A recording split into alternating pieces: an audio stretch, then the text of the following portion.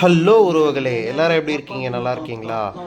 இன்னைக்கு நம்ம எங்க இருக்கோம் அப்படின்னு பார்த்தீங்கன்னா, கோவளம் பீச்ல தான் வந்து இருக்கோம்.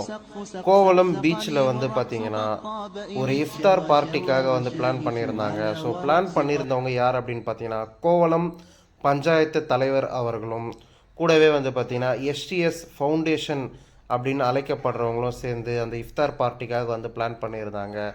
அதில் கோவளம்ல இருக்கக்கூடிய முஸ்லீம் மக்களையும் அண்டு பொது ஜனங்களையும் அண்ட் நம்மளையும் வந்து இன்வைட் பண்ணியிருந்தாங்க. அந்த பார்ட்டிக்கு தான் வந்து பார்த்திங்கன்னா நம்ம வந்து போயிருந்தோம் நண்பர்களே. அங்கே வந்து பார்த்திங்கன்னா இஃப்தாருக்காக ஏற்பாடு பண்ணியிருந்தாங்க.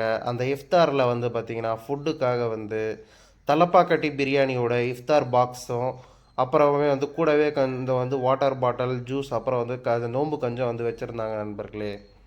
அந்த இஃப்தார் பார்ட்டிக்கு தமுமுகவுடைய தலைவர்களும் உறுப்பினர்களும் அப்புறம் கோவளம் பஞ்சாயத்து தலைவரும் அப்புறம் எஸ்டிஎஸ் ஃபவுண்டேஷனோட தலைவர்களும் வந்து கலந்து கொண்டிருந்தாங்க.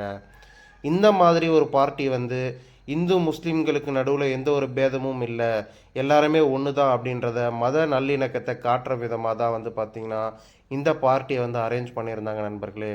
இந்த மாதிரியான மத நல்லிணக்க பார்ட்டிகளில் நம்ம கலந்துக்கிறதுல ரொம்ப சந்தோஷமாக இருக்கும். அண்டு நீங்கள் இந்த மாதிரி பார்ட்டிகளில் கலந்துருக்கீங்களா? இந்த மாதிரி பொது கூட்டங்களில் வந்து கலந்து அதை வந்து சிறப்பிச்சிருக்கீங்களா அப்படின்னு சொல்லி கமெண்ட் செக்ஷனில் சொல்லுங்கள்.